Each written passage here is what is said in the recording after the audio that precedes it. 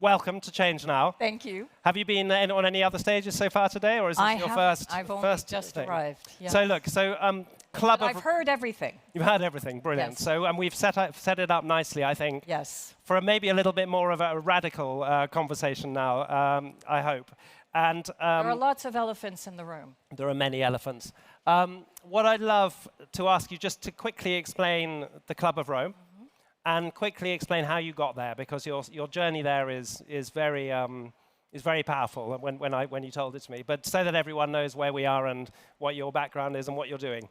Sure. So I am the first female co-president of the Club of Rome, an organization which I don't know if all of you know, but we're the first to publish the limits to growth in 1972.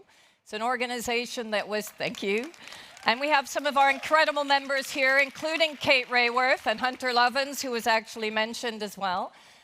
Why is that important? And that's the big elephant that's still in the room, because we actually haven't talked about the fundamental link to growth. The limits to growth was about the fact that with exponential population growth, with the incredible impact that people were having on natural resources, we needed to put together an understanding of when we would start to see key tipping points. And this was done by some MIT researchers, led by an incredible woman and a couple, actually, so Dana Meadows and Dennis Meadows and their researchers, looking at how that juxtaposition of continued population growth with the demand on resources would start to hit a wall, literally. I think what's most important from that report is millions of copies were sold. Millions of people's lives were changed. During our 50th anniversary, we spoke to so many people who told us, it is because of the limits to growth that I actually started to question my relationship with the economy. It has guided me through my career, etc. But not enough governments were ready to listen to the fact that we needed to shift our patterns of growth and start to address new indicators and not be so fixated on productivity and GDP. And here we are now with some major tipping points, a polycrisis which is upon us. And as we've already heard, we're at 1.2 degrees. We will only continue to warm the planet, and that will continue to have a series of climate impacts which are going to have direct impacts on all of us. And I think one of the most important quotes, by the way, coming from the former chair of the Trade Union Confederation at the international level, Sharon Burrows, and I would like to say this to all industrialists, to all trade unionists, there are no jobs on a dead planet. There's no industry on a dead planet. None of us will be able to survive. The planet will be fine without us. Yeah. But we will become either, unfortunately, extinct or refugees, all of us. I mean, think about that. The potential survival of all of us is really at stake. Now, that seems like a doomsday scenario, and that is the big elephant in the room. And let's talk about, hopefully, together, some of the possible solutions, because there are some, and it goes far beyond the technology or the individual industries that we've learned of today, unfortunately. It has to be much more collective. So you set me up beautifully for my next question or thought. You know, it's around, I mean, I think what we're hearing about a lot, particularly in a kind of corporate scenario more broadly than what we've been hearing about today, but it feels a bit more like it's going to be iterative, and we can sort of do the same thing, but we can change, and you know, we're going to be fine. But we need to build the plane while we fly. But I think I think what you're advocating is a bit more of a reset, and like a total reset. And how do you see the solutions, and is that, you know, is that possible? Is it, you know, can we get everyone together and change, or? So Jane Goodall says we're the most intelligent species, but we're definitely not the wisest. And I think that is so true, because we have not optimized our intelligence or our innovative capacity. And innovation is not just about industrial innovation or technological innovation. Innovation is about the human spirit. It's about how we can actually govern ourselves, put in place the right economic models that go back to what is most essential. I mean, last week we were at the Beyond Growth conference, many of us, gathering the most incredible economists from across the globe, talking about what are the different models, including Kate's Donut and other models. And we all came to the simple conclusion, as does our book, by the way, that is now building on the limits to growth recently, that we can create a well-being society, that we can have a universal basic dividend, that we can grow differently. What I'm really fascinated by is that governments continue to say, including this government, by the way, because we've talked about the need from Hakim of having regulation. Macron is saying, stop the regulation. So if we're going to change now, write a letter to Macron, by the way, because that is the #1 action that we could do today. Okay. Is to tell him good regulation makes sense. We need to regulate for the right things. That means putting in place taxation schemes that tax the rich, redistributing the wealth, putting in place universal basic dividend. The way in which we can actually put forward the solutions, and most importantly, take out the perversities in the market. Why do we continue to subsidize industrial agriculture? And again, by the way, reality check today, the European People's Party across Europe, and Macron is supporting this, are protesting against all of our new laws from the European Green Deal, the farm to fork law, saying that farmers are going to get hit. Most of the farmers are already shifting towards regenerative practices, and we know that. Most farmers are seeing that soil degradation, especially in Italy and Spain, if they're not getting flooded out, they're getting dried out, and they can no longer actually farm. The only reason why the EPP is complaining about the nature law is because it actually starts to put requirements on pesticides and industrial farming techniques. That is not helping the little man, or the little woman, or the farmer. That is actually going straight into the pockets of industrial agriculture. So yeah. I told you it was going to be good. So, so I'm just going to try and play that back to you. So would I be right to think that big industrial companies who are making a fortune out of pesticides are effectively putting pressure on politicians not to put the regulation in that we need? Absolutely. That's cynical. And that is happening right now. Okay. That's why I think, really, I mean, we are at Change Now. Change Now means open up our eyes and smell the roses. Understand that we are all here collectively speaking to the converted. But the fact of the matter is that outside, in the corridors of power, we're getting a huge backlash. And I'm very worried. We knew last week at the Beyond Growth conference that certain politicians couldn't actually speak truth to power and that they were being told that they would get in trouble if they did, even if it was a multi-party conference.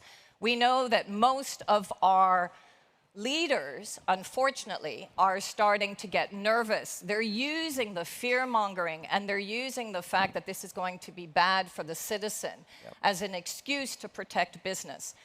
We have the capacity to work with business. There are brave business leaders that are ready to be ambitious. We have many plans at the European level, and we've already actually, with the European Commission, put forward these plans through the Green Deal, through Fit for 55, and actually through other proposals, including what we call Industry 5.0. So there is hope and there is optimism, but we've got to really, really push, and it's very, very urgent, is what you're saying. Yeah, I mean, my background shows that there's, luckily, hope and optimism. I have worked to build bridges between the private sector and policymakers, but I am starting to get impatient. Yeah. I'm starting to get impatient because, many things have been said today, and I've been actually drawing all kinds of circles. There is the human factor. We're all human beings, and we need to remind ourselves that the human factor exists in all corporations. But the problem is that we need to steer those corporations in a completely different way. So here are a few facts. 98% of our economy at the European level is driven by SMEs. Yep. Who do you think drives the legislation? It is sure not the SMEs. We're not protecting SMEs. Number two, we don't have a proper wealth tax. If you have Warren Buffett telling you that his housekeeper is paying more tax than he is, there is a problem. Norway has just put in place a wealth tax, and the wealthiest Norwegians have left the country. We have to hold our governments accountable. Wealth distribution is not a communistic plot. It is the way in which we maintain stability and security in our economy at a time when actually we see windfall profits of the largest oil and gas sectors on top of the back of energy poverty, mobility poverty, and inflationary effects. This is the first generation that's going to make less than its parents. It is the first generation that has the highest level of mental illness and suicide rates. It's not about we are protecting the planet for the next generation. It's we are creating a better world. Yeah. Our systems are broken, kaput.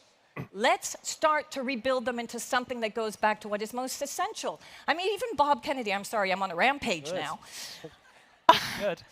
Bob Kennedy said to us in 1968 in his famous speech where he was going to actually announce his election campaign to be president, we do not measure that which is most essential. We have been through the largest pandemic that we have ever seen in our generation. What did it teach us? That we wanted to protect our loved ones. Apart from those that wanted to go on a rampage and get toilet paper and order things online, most of us wanted to make sure that we were all safe. Most of us wanted to actually respect the rules for the collective good. There was solidarity. There were so many beautiful, innovative processes that were developed to enable us to function during this time of real fear for our lives. Can we please tap into that subconsciousness and remind our policymakers that transformation is absolutely feasible, that we can innovate for the better good of people, planet, and prosperity, not for power, profit, and patriarchy. So I mean, amazing. And just in terms of how because we've only got like a few minutes left in this, what do we do, us? Mm-hmm. So I mean, there's lots of people who are not doing very much, but what? Because it's a bit like, oh my God, this is huge, and you know, we support you, first thing. But what do we do when we leave this and this event, and how do we kind of help push that change? Do you have any kind of anything you want to sort of share and get us to do, apart from write to Macron? Well, we need to write to Macron. We need to write to a lot of others. Yeah. But, I mean, part of that is this book, Earth for All, A Survival Guide for Humanity. It's what allows, I'm hoping, many of us to understand that there is a feasible Earth for All. We talk about 5 key turnarounds that we need to really address: poverty, inequality, empowerment, food, and energy. And we give solutions for all of those 5 turnarounds. And the important thing is that we need to embody that narrative, all of us. Don't just support me. Go out and start to talk about the narrative that there is an Earth for all. And here's what it looks like. Universal basic dividend. The fact that actually 75% of G20 citizens want a well-being economy. The fact that actually wealth distribution is no longer functioning or even enabling well-being. Our well-being index shows that well-being is decreasing as countries are getting wealthier on the backs of the poorest of the society. So all of these narratives have to be integrated in our conversations. But in addition to that, yes, clearly, we need to consume less. And we saw from the En-ROADS data, which, by the way, I've used before with policymakers and industry. I used to work with the oil and gas sector. I mean, I was an advisor for the oil and gas sector to make them greener. But still, the fact of the matter is that in using En-ROADS, the greatest fallacy that we are all being sold right now is that technology is going to solve us and all we need to do is invest in renewables. That is utter bullshit. And I really want to call it out. Because if we continue to burn fossil energy at the rate that we are burning it, it doesn't matter how much we invest in renewables. We will not reduce our impact. That is hard. So what do we need? Yes, we need to shift to other types of energy sources, and we need to do it now. And luckily now it's at price parity, and we can do it. Secondly, we need to offer mobility for people to get from A to B, so that actually trains become sexy again, so that actually they're fast and furious, and they make us happy to get into a train and go to a train station where you actually want to be aggressed, but it's a wonderful place, thriving culturally, where you can actually engage with people. We need to make sure that all house owners understand the benefits for them of having clean homes and efficient homes. We have got EIB loans, that's the European Investment Bank, who is ready to give smallholder loans across most cities. We've got city mayors that are ready to change. But we do need the regulation. We need the signals coming from nation states. And so, as you leave this incredible space, please, please, please hold your leaders accountable. Please vote in the European elections and the next democratic elections which we are having. Because if we continue, we will have absolute instability, and we will also have growing populism. The fear-mongering is really growing, and yet there is hope. Last point. I am a grandchild of an Auschwitz survivor. I am the grandchild of the first French civil servant in the European Commission. I believe that we can build without having to build from war. Please don't let us get in a situation where we have to be in a third world war before we finally decide to lift ourselves from the bootstraps and actually do something. We need to do it now. We need to all embrace activism in a way which is pragmatic and logical, not as if it's the antithesis of a good life for all. Amazing. What do I say?